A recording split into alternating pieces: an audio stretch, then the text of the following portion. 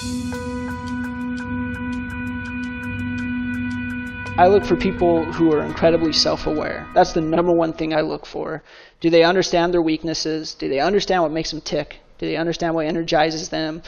Do they understand what type of environment would make them happy? Do they understand, the mistakes they've made? They should have made mistakes. Everyone's made mistakes. So they understand what their mistakes are, and have they learned from them? Hello and welcome to the Jumpstart podcast with Jeffalytics. I'm your host, Jeff Sauer. Today, for our 41st episode, we will talk with Jeff Allen, who is the president at Hanapin Marketing, a company that you may also know as the PPC Heroes. Jeff and I have struck up a friendship over the years based on mutual respect and admiration, so I was really excited to hear that he was an avid Jumpstart podcast listener. And the genesis of him joining me on the show really came down to a Twitter comment where he said, "I really enjoyed your David Baker episode." And I said, okay, well, if you enjoyed that, I think that our listeners are going to enjoy having you on as well. And the rest, you could say, is history. Of course, I was most excited to talk with Jeff Allen because of his fascinating career journey. He knows what it's like to work his way all the way up to the top of an organization and then decide to start his career path all over again and then make it back on top for a second time. That makes for a very interesting perspective because you can see how much he learned in between these career stints and how it's affected his work at Hanapin Marketing. Very rarely do you get a chance to talk to somebody who has had a chance to A/B split test careers. So I look at this as a real-life case study. Now you'll appreciate Jeff's insights on the value of focus, building a culture, and how to approach major career risks. I can't say enough about how interesting it was talking to Jeff. I even got to ask one of my favorite questions of all time in the history of this podcast. And that's when I asked Jeff to describe the setting and the surroundings when he was asked to become the agency president. You're going to love my interview with Jeff Allen. Visit Jeffalytics.com/Allen for show notes. Okay, so we're here today with Jeff Allen. Jeff, thanks for joining us on the podcast. Absolutely. Thanks for having me. Yeah, I'm really excited to chat with you. The way that this came about was pretty interesting. It was based on another podcast episode. You had said, hey, I loved it. And I said, well, let's get you on the podcast. And so I'm excited to hear about your career journey. Yeah, I'm excited to talk about it. And that podcast was absolutely fantastic. I've actually used the drumbeat of insight, not content, which is one of the main things I picked up from it. With my team probably incessantly for the last week. They're probably a little sick of hearing about it from now. That's great. Well, we can all credit the podcast for the people at Hanapin getting annoyed with these quotes. There you awesome. go.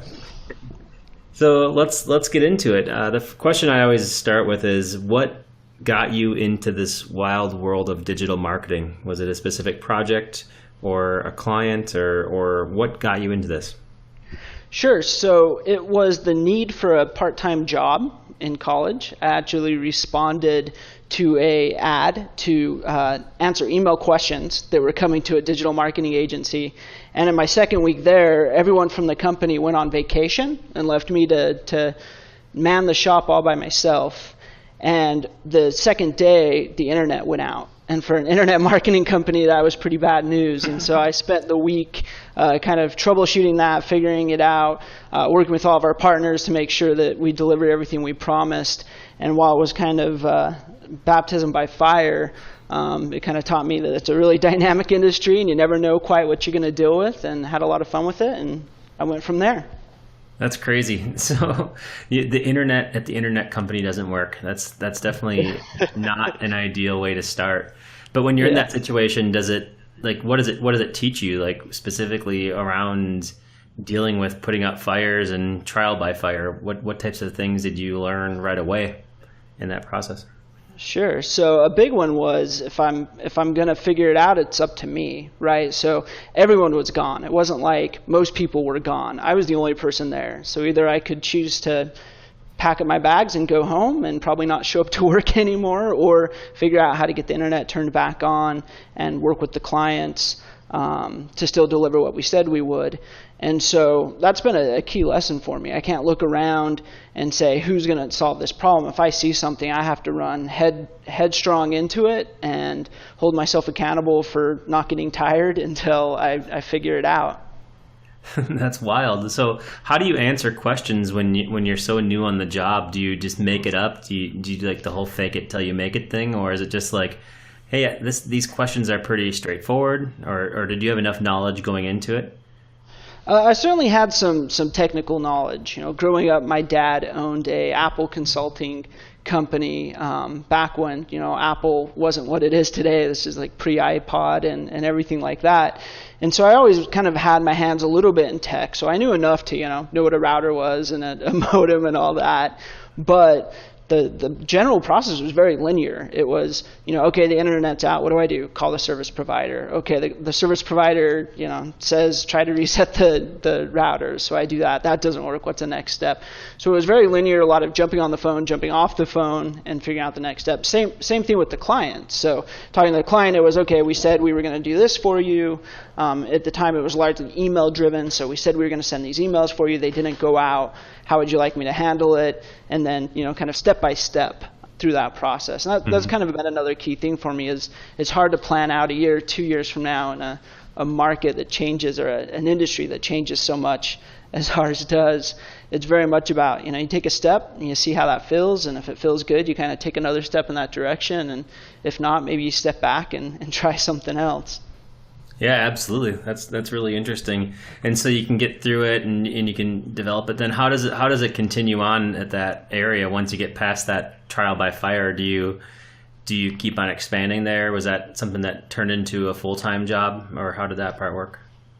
Yeah, so I worked for that company for 11 years. So it did turn into a full-time job, but it had kind of all kinds of twists and turns. So after college, I started there full-time. Really still doing, I think it was called like an email correspondent. So I still answering thousands of emails a day, kind of in a customer service like role. And that would get really, really boring. And so I'd mess around with my answers, try to see if I could increase my response rates or increase sign-up rates based on the responses. And eventually it kind of seemed to get better. And so the bosses said, hey, why don't you try to take your hand in an actual piece of marketing content, one of our actual outbound emails. And so I wrote one of those and got significantly higher response rates. I don't remember what it was, but it's like something like double our previous response rates.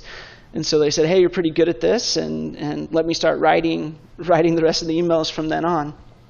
Nice. That's the way to go, right? Just to get into it. And I like the customer service angle. I remember doing customer service myself, but it keeps you so close to the voice of what's going on, and it gives you a really awesome insider perspective into what's happening. So it's definitely, I can see where that experience helped you learn how to write a better email, because you just were so close to the pulse of the customers of your business.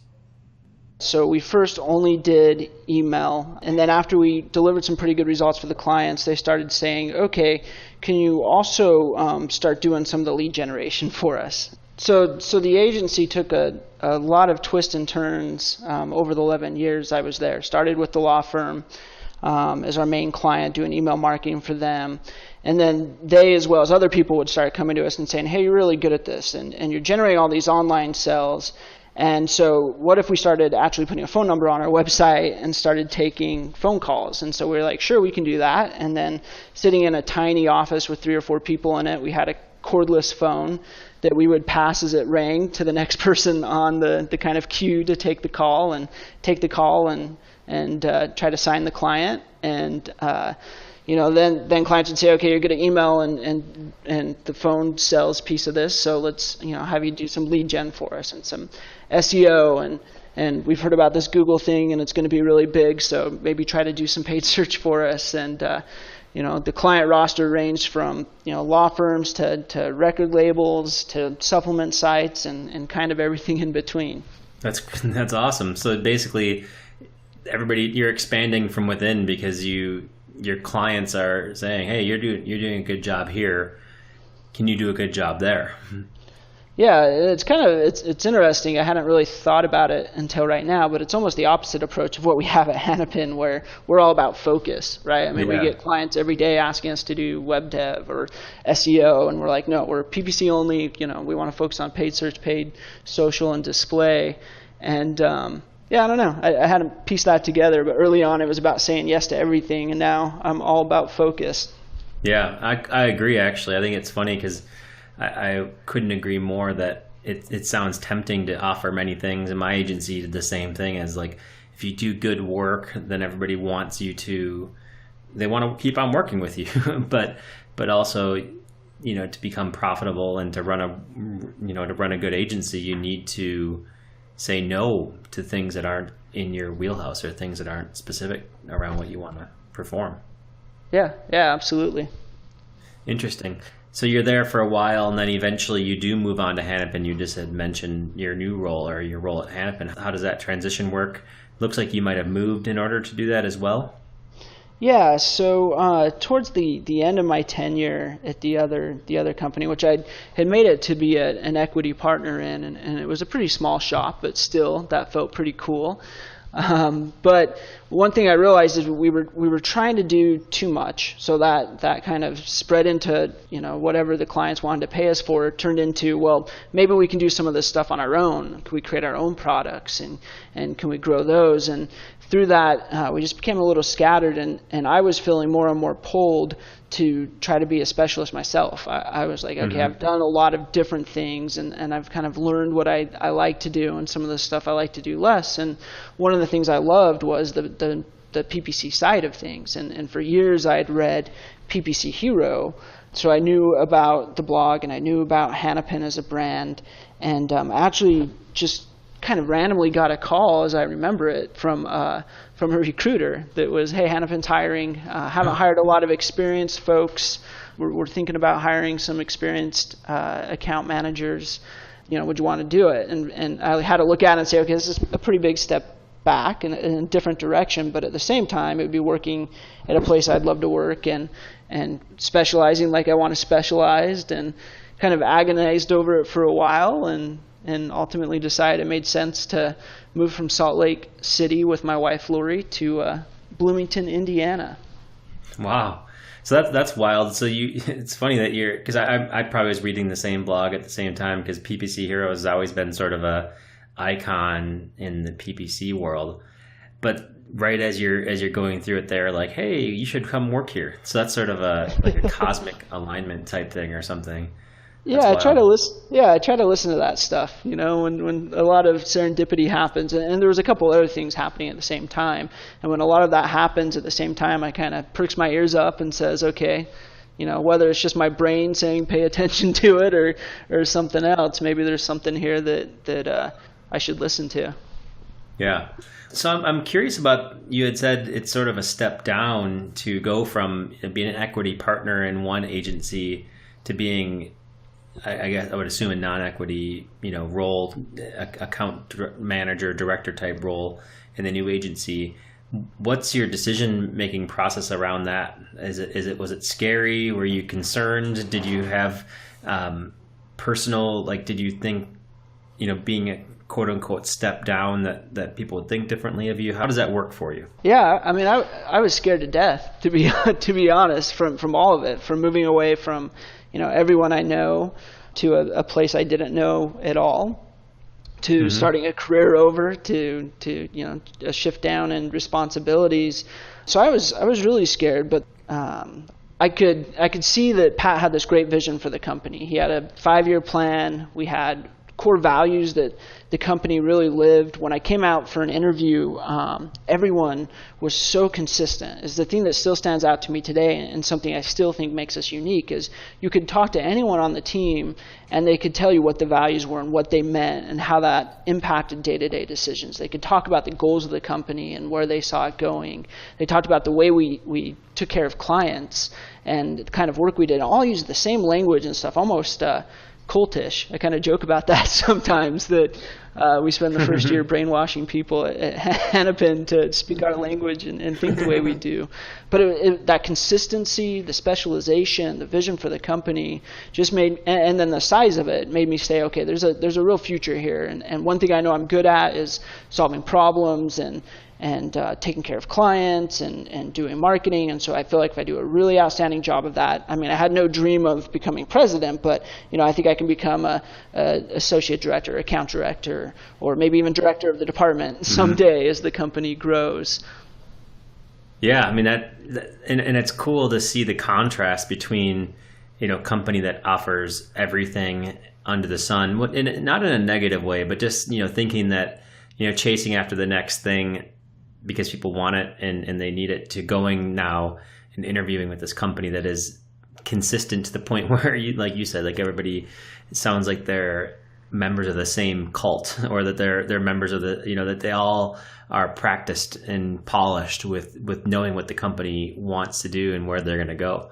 I can see where that becomes appealing, because going through the chaos and then trying to say, hey, I want something that's normal and focused, definitely is an appealing area to go after.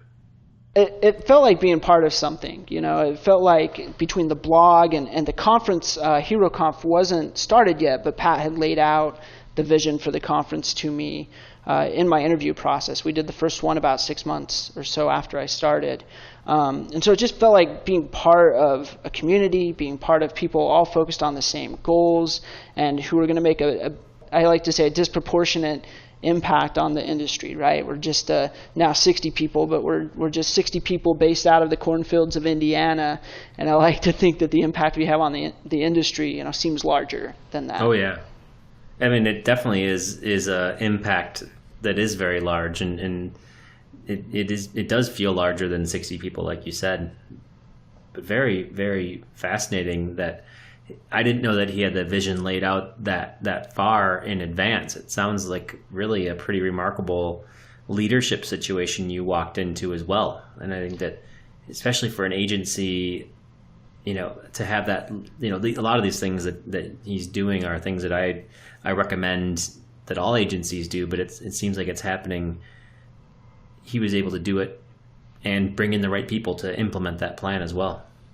Yeah. He really did take a step back. I think it was maybe 2010, so a year before I started at Hanapin, and thought through all of this. I pulled the team together and said, what do our values look like? And he spent a lot of time at Starbucks trying to figure out, what's the vision? Do we want to be, just PPC, or do we want to be broad in our approach? And really came up with our vision, which led a lot of it, which was to be a world-class PPC agency, to deliver 10x value for our clients compared to what we charge them, and to be an employer of choice. And those are still our vision today. When I say we brainwash people, we make them say them in our monthly town hall meetings. People get indoctrinated into that language pretty quickly. But it cuts down the decisions we have to make, because we're PPC. We don't have to worry about SEO. And if a client asks us if we'll do that for them, or if people have the idea to do that, it makes the conversation pretty straightforward. And him doing that, years before we really needed to, or were even necessarily ready to have that level of clarity, like I said, is a big piece of the reason why I joined, and why a couple of our, I think, other early kind of experienced folks joined as well. Yeah, that's great. I mean, I think that it's easier to scale later on if you have the right items in place, the right knowledge, the right teams, the right vision around the company. And then, I mean, just looking at, what your company has accomplished since then and your progression, it seems like it's done that and then some, compared to maybe what was expected when you first joined the company. So what's the process like as you climb through the ranks there at Hanapin? Sure. So I started working when I first started. I was hands-on managing clients and managing their strategy. Worked on a couple of our larger accounts, and things there seemed to go well. They didn't fire us as soon as I joined the accounts, so that was a good sign.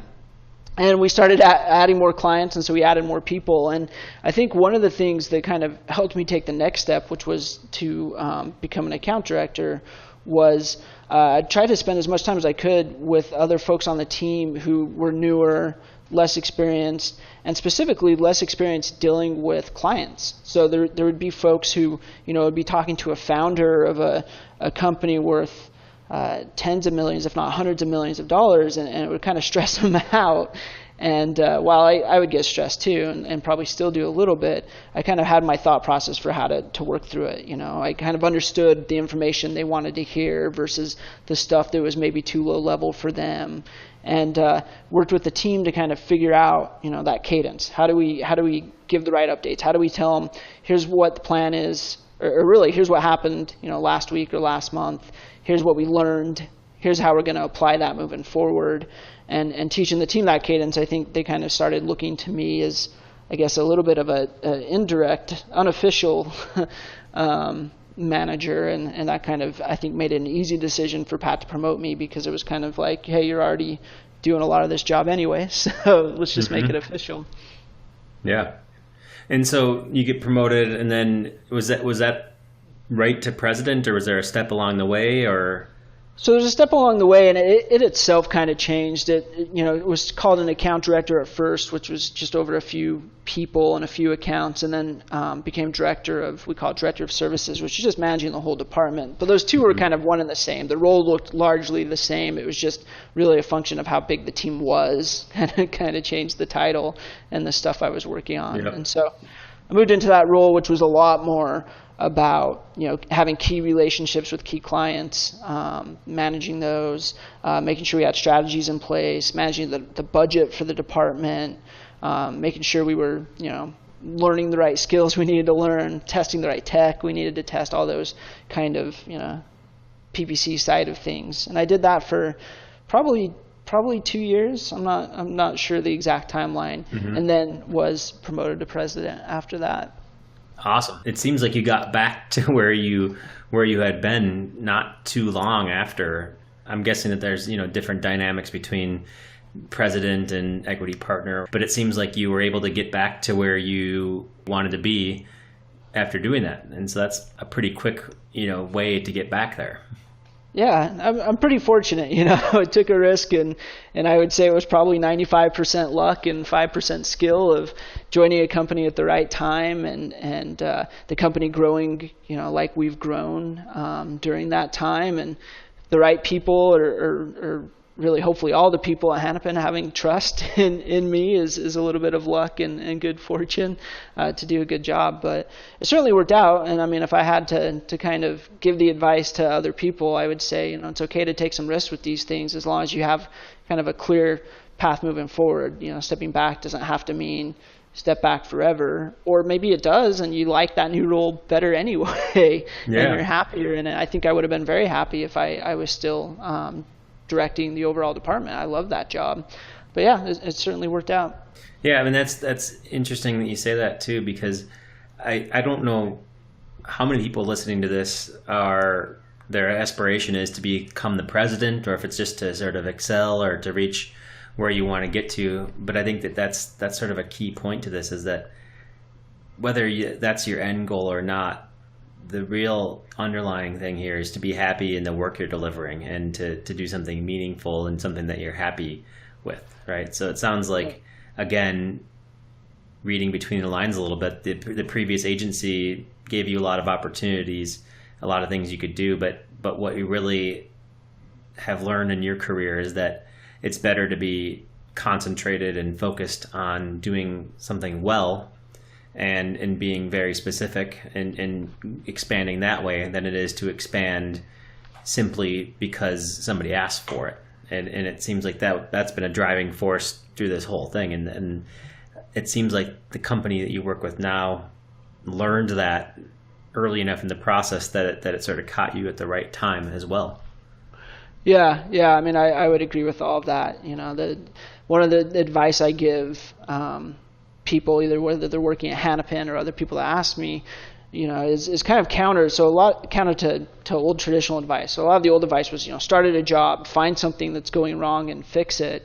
And I'm like, that is the wrong way. The people that cause the most friction for me are people who on day 2 of their tenure at the company are trying to fix stuff, because they don't necessarily have the context to know why we're doing it the way we are, and to know a better way. And so I always say, come in and know what you're supposed to be doing, know it really well, and spend every day figuring out how to be the best at it. And then the other opportunities open up for you. You start to see them more clearly and can contribute in meaningful ways beyond the scope of it. But my recommendation is always to do what you were hired for as best as you can. And as far as meaningful work you can be happy in, I mean that's 100% nail on the head. How I spend most of my time today is how do we create the type of company and have the type of clients that allows for people to find meaning in their work. We can't make it meaningful for them because everyone finds something else, meaning in something else. But create a structure, an environment, and a work that people can find meaningful, and a structure within that can allow them to be happy. Same thing. We can't make people be happy, and happiness is kind of sways by a lot of different factors. But a structure to be happy means, you're not being micromanaged, and you can make decisions. And if you have the best information, you're allowed to push forward, not someone else who just thinks they know better than you. And you work with people that you can form meaningful connections with and everything like that. And I think my focus at Hanapin in my early days was on that, less intentionally so, but it was how do I make this meaningful for me, and how do I connect with the people around me in a meaningful way. And that drove my happiness, and that in turn I think drove my success at the company. Yeah, absolutely. So what's it like when you get the call? Was it a call? Was it an email? Was it an in-person that you're do you want to be the president, or are you just told, hey, you're the president now? What's that like? So as you kind of catch on, Pat's a planner. He told me in person, several months before we made anything official, and we were able to go through, bought a bunch of books on transitions and what I should be thinking of and preparing for. Him and I, would talk a lot about the decisions he was making that would then be mine in the future, and kind of how he came about those decisions, so I could, kind of shape my thinking to the company line way of thinking and everything like that. But the initial, meeting was the end of a meeting. If I recall right, it was the end of a meeting, and he asked me to stay behind. Everyone else left, and he just kind of was like, "Hey, Jamie and I, who is Pat's wife, but also co-owner of the company, Jamie and I would like to make you president at some point." And I was just kind of in shock. I don't know what his side of the story would be, but I was totally not expecting that in any way, shape, or form, and probably just sat there quietly for a second trying to even figure out what that meant. Yeah. But he, of course, said, take some time, think about it, talk to Lori. The job's very different.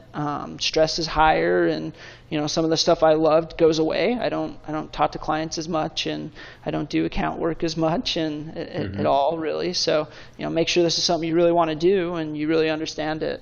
So spent some time, just making sure it really was a good fit. Yeah, that's crazy. I mean, you don't go into meetings thinking you're going to become the next president, right? But it's right. Cool to hear that it happened that way. I'm curious, and I'm not sure if you know this, but talking about Pat being a planner and everything,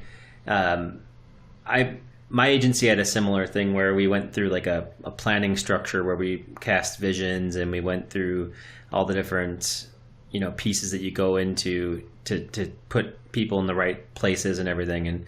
And one of the things was to separate the CEO and the president, because a lot of companies, agencies will just sort of keep them as the same thing, right? The same title.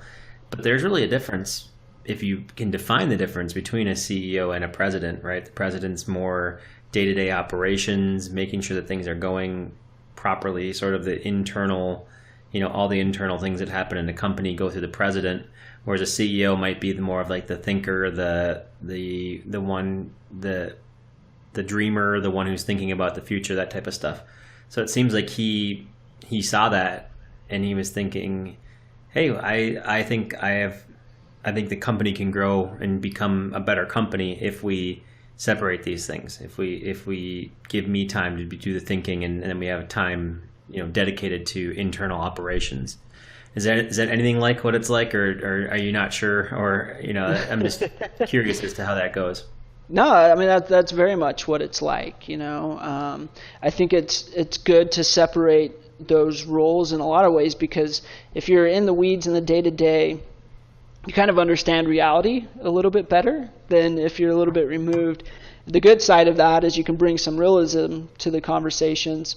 But the bad side of that, it's hard to be kind of limitless in your thinking, right? It's hard to think of where you could be in a year or 2 years or 5 years or whatever it may be if you're kind of grounded in the grind of the day-to-day. Well, this client isn't super happy, or this client is ecstatic but they've still cut their budgets, and all those different things that kind of impact my thinking don't necessarily have to impact his. And as we've grown, I've been in this role for about 2 years, we've found other ways to kind of continue that path. So now, we have a VP of revenue who oversees our new sales as well as client retention, and he can worry even further about those day-to-day conversations with clients to make sure we're doing this stuff on the ground level to keep them happy. And I can think a little bit more broadly about what's our approach to client satisfaction in general and how do we think about these things. And then Pat can think the next level up about 5 years from now, what a client's going to look like and what kind of services are we going to need to provide for them. So it's absolutely the way you described it, the way we've approached it, and the way that we've kind of, like I said, as the company's grown, we kind of keep pushing that tactic day-to-day stuff down and making sure we have people thinking enough about the bigger themes and philosophies and things like that. Yeah, no, I think that's highly recommended for any agency to get to that point, or any company, right? Is to basically, as you grow, one of the luxuries that growth affords you is the ability to put layers in place and to add a hierarchy and to think about things. And so it's a luxury of growth, but it's also a necessity of growth. If you don't do that, then you keep on making the same mistakes, or like you said, you may not even be able to grow because you're so ingrained in the day-to-day operations. So it's seems like the right move to do that point, to get to that point, and then to keep on going from there. Yeah, it's worked out. I do add anytime we promote someone into a leadership role where they're overseeing a group of people and kind of moving from that individual contributor to the people manager role and beyond that into like a departmental manager role, I always warn them, and I always say a lot of the stuff that you enjoy doing right now is going to go away. You're going to spend a lot more of your time getting bad news and dealing with bad news, and being the person that actually has to find the plan versus the person that executes the plan. The benefit is you're going to spend more time thinking about the future, but there is a negative side, and that's, I think, something people have to consider. We have people that have worked here for a long time who potentially could have been promoted into new roles, and when we have those conversations with them, they say, you know what, I love my job and I love clients and I love working on the ground level and being tied in, and the job as you described is not something that makes me happy. And that's just my caution for people, is don't chase promotions, titles, responsibility without knowing the other side of it, which is, a lot of times, a lot of the stuff that you enjoy, you actually end up kind of scaling out of. Yeah, absolutely. It has to happen, right? You have to get out of those things in order to be an effective president. You can't hold on to being an account director when you're the president of the company. You need to focus on bigger things and things that are more vital. But it's a sacrifice, but it also, you get compensated for it. There's value that comes out of it. There's a lot of good that comes out of it too. So yeah, you're right. You lose some of the things that you are used to doing and that you like to do, and that definitely happens. I can attest to exactly what you're saying. As you get more responsibility, you lose the closeness, but it also gives you just new opportunities that you couldn't even imagine otherwise. Yeah, absolutely. Yeah, I wouldn't change it for the world. So I'm not throwing a pity party for myself by any stretch. But you're right. I just think you have to. That's why I say I'm logical to a fault sometimes. I think through these things to the nth degree, and I just think it's important for people too, so they really understand whatever they're doing next. They really kind of understand what they're getting into. Yeah. Well, so it sounds like, it doesn't sound like you had a guidebook for how to become an agency president, but a lot of it is empathy for where people are coming from and where they, knowing that you were once there in those different areas and sort of fixing the things that maybe your first go around didn't go the way that you wanted to, or that you would have done differently. It seems like that first experience was very important to being better in your second experience. Yeah. Is there any other guidelines or rules that you've learned? Is there places to turn to? Is it internally, just with leadership on your team? Is there books that you've read? How do you prepare yourself for this? Yeah, that's a great question. It's a combination of everything. I mean, I read an endless amount. I think everyone on the team gets tired of me, recommending books or sending articles or sending podcasts and everything like that. But I just try to be a sponge for information and know, even if I don't necessarily need it at this moment, hopefully I can stuff it somewhere in my head that I can pull it out when I do need it. So, I read a lot of books on employee management and team building. The Fifth Discipline is one of the books that I pull out frequently still. Path of Least Resistance is another book that I've leaned on quite a bit. So definitely read like crazy. Some from agency perspectives, like Ogilvy's work, of course, but a lot of it from just general business perspective, and I read a lot of information from VC like Brad Feld and Ben Horowitz have some great blogs and books as well. So that's a big part of it. I also, one of the first things I did when I got the promotion is I hired a coach. I worked with him for, I believe, about 2 years. And really was just kind of there to listen to me complain about how hard the job was and how I didn't know what I was doing, and to reassure me that all of his other clients were in the same boat, which was oddly reassuring to know we were all a little bit clueless at what we were doing. So that helped quite a bit. And a lot of reflection, a lot of sitting back and saying, what do I want to do? And what I knew I wanted to do was take care of people and create an environment in which they could find meaningful work. And so I just step by step asked myself if I was doing that. And if I wasn't, I course corrected. And if I was, I patted myself on the back and figured out the next challenge to go to.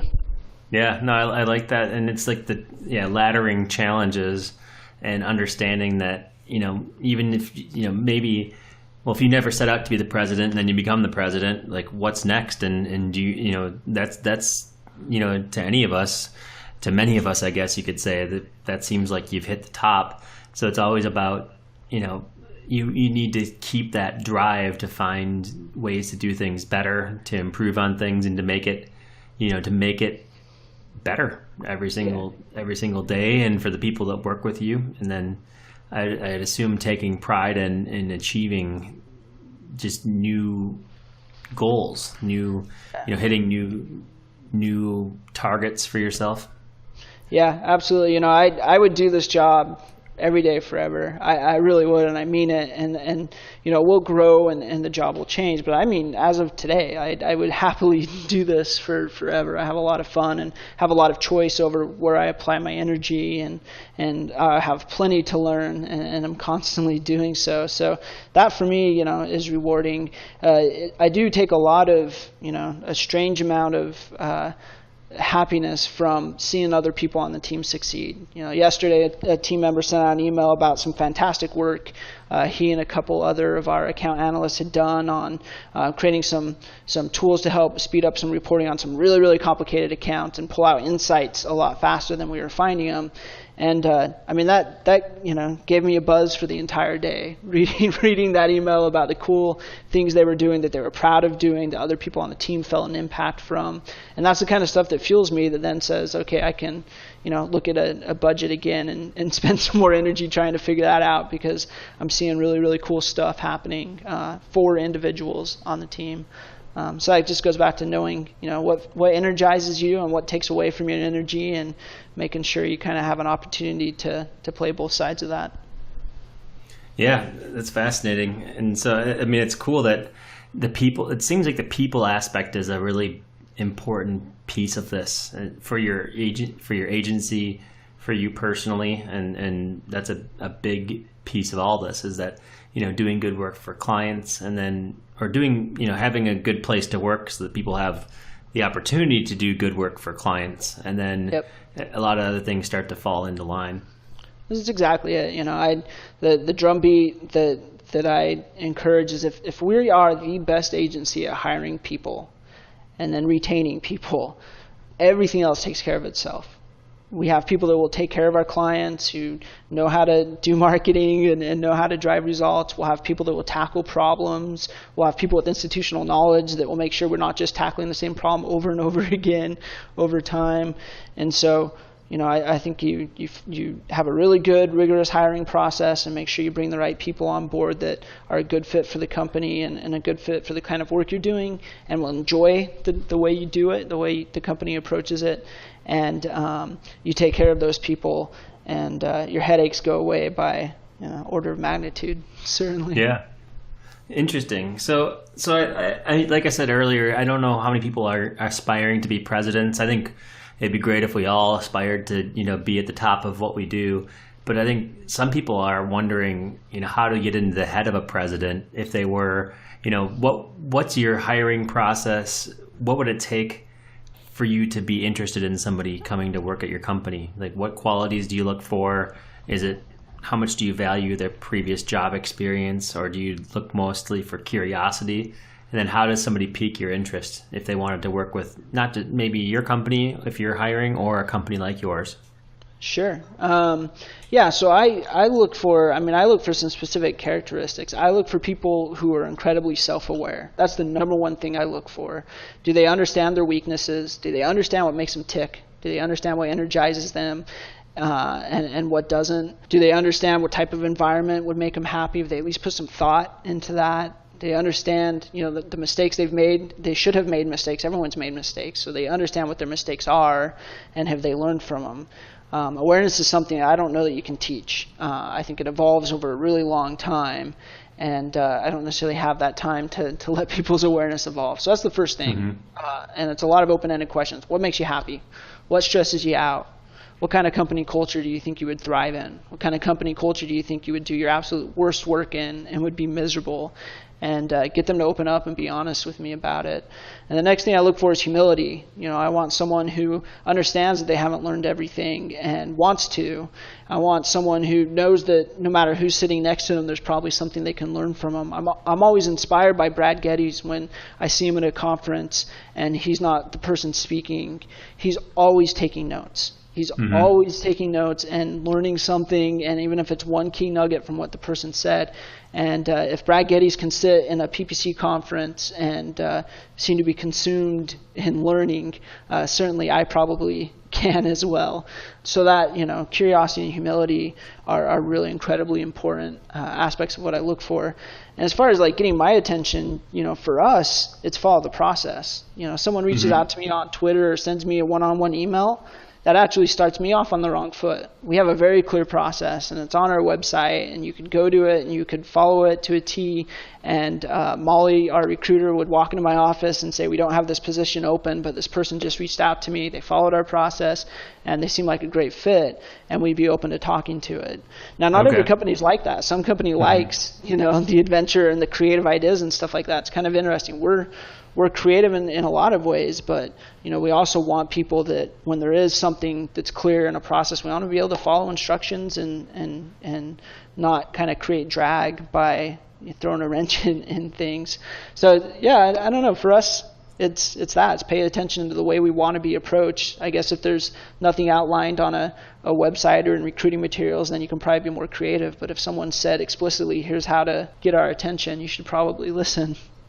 Yeah, no, for sure. And I think that's key, right? When you're looking for somebody, if they can't follow the instructions, then that's just a sign that they either think they don't need to, or they're not going to follow other instructions, right? It's like the green M&Ms trick that Van Halen had in their rider, where right. they put in there that they needed a bowl of green M&Ms or something like that, because if they didn't pay attention to that, then who knows what else they wouldn't have paid attention to. Totally. Yeah, and the thing I always say is there's agencies out there that want the opposite. They want people that are going to be, always new ideas and always pushing the envelope and not really bound by rules, and that's great. For those agencies, it works awesome. That's just not who we are, and so someone that wants that would be miserable. And it's not to say everything's a process here. There's plenty of opportunities to be creative, but when there is a process, we want people to follow it. Yep.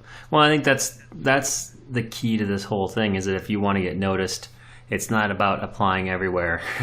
It's about targeting, researching, understanding who you're potentially working with, learning a little bit about them, reading a recent blog post, knowing the name of the people at the company, just understanding it. And then once you understand targeting, you're going to get a lot higher chance of success versus doing it a different way, right? Doing it your own way.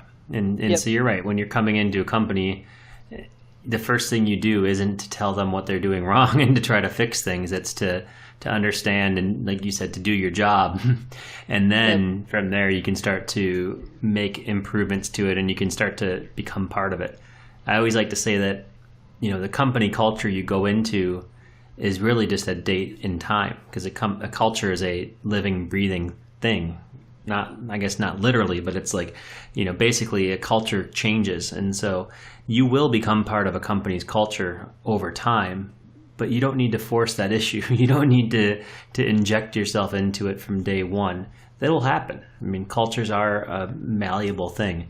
And so just be calculated with how you do things. And that's really a good way to go about, I'd say, life in general. I think it's a good way to go about things versus being, the bull in the china shop. Yep. Yeah, I think that's a great way to put it. I agree completely. Great. So, I mean, this has been a really cool journey that you've taken me on to talk about your way of going through things. And it's sort of cool to see the contrast of, doing everything and deciding that's probably, jack of all trades, master of none. And then going into being super focused, and how that focus seems to have really been a nice, the right move for you to make, and also the right move for your company. Yeah, I've certainly enjoyed it, and so far so good. Excellent. Well, thanks for joining me on the podcast today, Jeff. It's been really good to have you, and this is awesome. Absolutely. Thanks for having me. Talk about remarkable. Many of us would view working our way from intern to equity partner in an agency as the ultimate career journey. For Jeff Allen, it was merely a first act. Now, the second act was both risky and humbling. You may even call it questionable. Of course, I wouldn't say that, because I also left my agency to start over my career. But what Jeff realized was the power of focus and how this can drive a bigger impact over time. And time has been kind on his decision, with his second act reaching an apex that many of us would view as the ultimate goal, becoming the president of his company. Of course, this act is still ongoing, and the impact can only be fully appreciated years into the future. But for now, I hope that you enjoyed Jeff's insight on risk-taking, building a great company culture, and how to thrive with focus. Thanks for the chat, Jeff. Looking forward to seeing you at a HeroConf in the future. For show notes, visit Jeffalytics.com/Allen.